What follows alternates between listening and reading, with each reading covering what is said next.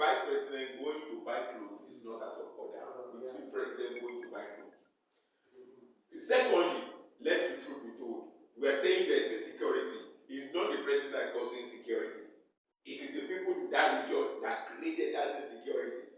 Remember, Boko Haram was first a revolution against Western education. Yes. It is the same people in that region that transport, that use it for political. Is it the president that caused it? Let me try. Is it the president that encouraged metamorphosis of Boko Haram to Lukerewa to Madaba? But the only thing I see is that we have power brokers who are benefiting from this insecurity. For instance, this year alone, we have 4 trillion naira that is for security and protection.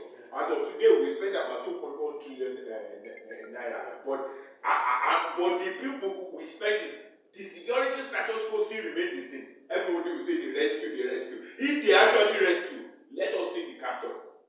Why is it that you show us the captain? Nigeria should ask questions. So we have a complex and multi-dimensional issue, which we need to address carefully. Let me tell you, politics, you see, it's easier for you to talk about politics, talk about what is happening, but if you have information on what is happening, you will see now that it takes more than us castigating and soothing. All the leaders, political elites in Nigeria, they have question mark. And as I said, responsible citizens will produce credible leader, and credible leader will offer good governance. So an ecosystem is somebody ecosystem cannot be more developed than the kind of leader they produce. What we're getting is what we produce. What we're saying is the new Nigeria should start between me and you. Now, we're saying now that it is true. It's not out of place for the government to look into the future. But the question we should ask the government is, must we die now? Is it only somebody that is allowed to see the future that will do? How many people in the rural village will go through the super highway? We have over 70% of Nigeria living in rural area. Quite a lot of them have not seen light, talk less of the road. Quite a lot of them have not enjoyed any dividend of democracy. And yet, the price hike is there.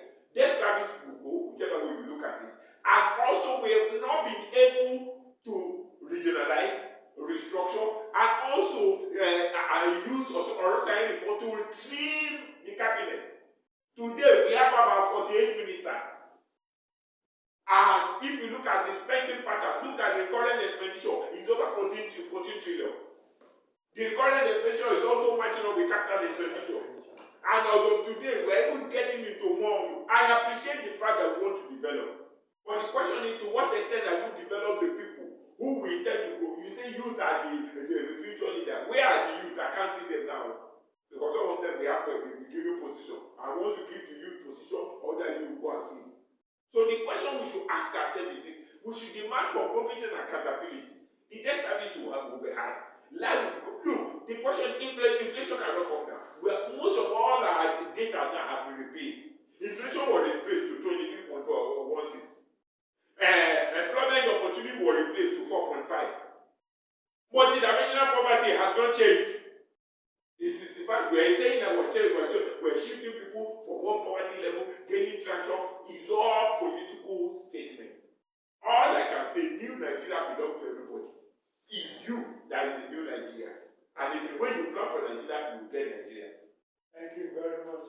All right, I'm afraid that's all we can take for today. But you can still be part of this conversation by heading to our social media, #Morning Ray, #Television. Let's keep your comments coming in. Of course, we promise to respond to them and bring them during the show. I want to especially thank Otumba Kenny. Thank you very much, sir. Our busy schedule here today.